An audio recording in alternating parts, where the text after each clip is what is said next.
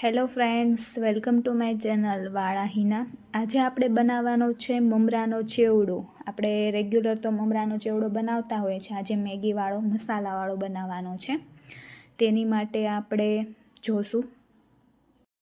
હવે આપણું તેલ છે એ ગરમ કરવા મૂકેલું હતું. એ તેલ છે ગરમ થઈ ગયું છે અને આપણે એમાં મકાઈના પૌવા લીધા છે એ આપણે આમાં એડ કરી અને તળી લેશું.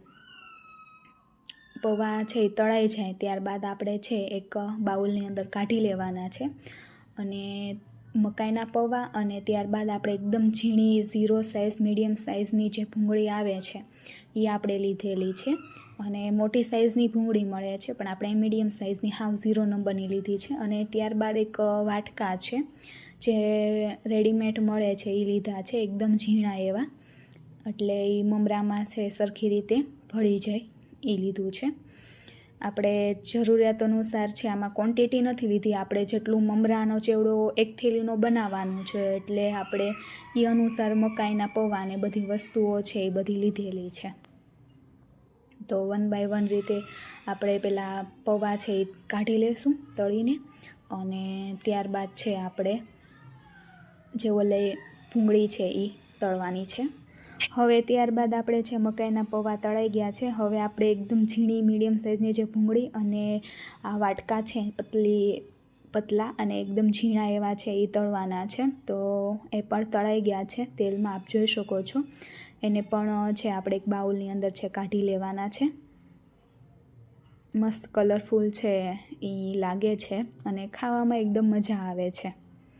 એકદમ ઝીણું ઝીણું બધી વસ્તુઓ છે. તો આપણા છે ભૂંગળા તળાઈ ગયા છે, આપ જોઈ શકો છો. અને ત્યારબાદ આપણે હવે છે મમરાનો વઘાર કરવાનો છે. આપણું તેલ છે ગરમ થઈ ગયું છે. ત્યારબાદ છે આ મેગીનો મસાલો છે. મેગીનો મસાલો છે, મેગી આપણે લેતા હોય ત્યારે જે પડીકી આવે છે એ એક્સ્ટ્રા જે વધી હોય છે એ આપણે એનો ઉપયોગ પડીકીનો આમાં કરવાનો છે. અને ત્યારબાદ છે લસણવાળી એકદમ મિક્સચરમાં છે પેસ્ટ કરેલી છે લસણવાળી ચટણી નાખવાની છે. અને ત્યારબાદ એમાં આપણે જે હળદર અને રૂટીન મસાલા હોય એ આપણે એડ કરી શકીએ છીએ. લસણવાળી ચટણી અને મેગીથી એકદમ સ્વાદ મસ્ત લાગે છે અને સરસ મજાના લાગે છે. તો એને હલાવી લેવાની છે લસણવાળી ચટણી અને આપણું જે આ મેગીનો મસાલો હતો એ મિક્સ થઈ જાય એ રીતનું. અને હવે ત્યારબાદ આપણે એમાં જે હળદર નાખવાની છે. હળદરથી છે એકદમ પીળો થોડો કલર આવે અને સારું લાગે. અને ત્યારબાદ છે અહીંયા આપણે મમરા એડ કરવાના છે. જે મમરા કોઈ પણ તમે લઈ શકો છો, પટેલના છે કે ગમે જે મહાલક્ષ્મીના ધનલક્ષ્મીના આવે છે. અહીંયા પટેલના મમરા લીધા છે. 500 ગ્રામની જે થેલી આવે છે એ આમાં એડ કરવાની છે.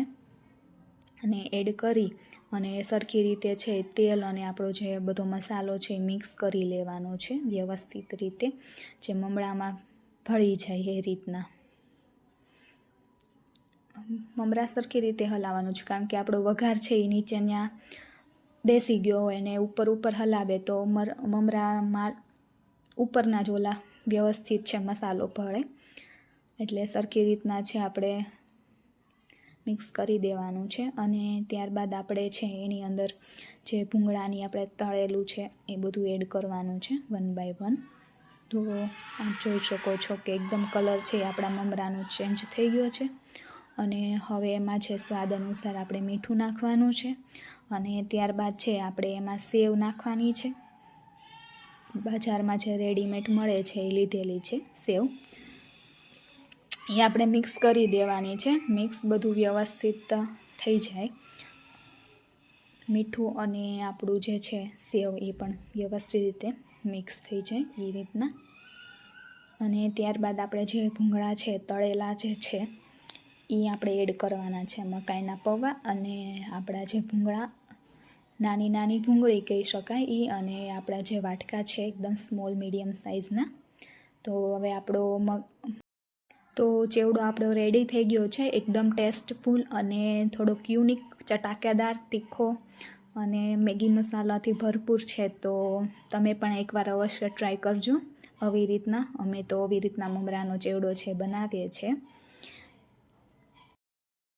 Thank you for watching my video. Video ગમ્યો હોય તો લાઈક, શેર અને સબસ્ક્રાઈબ કરજો અને કોમેન્ટ કરજો.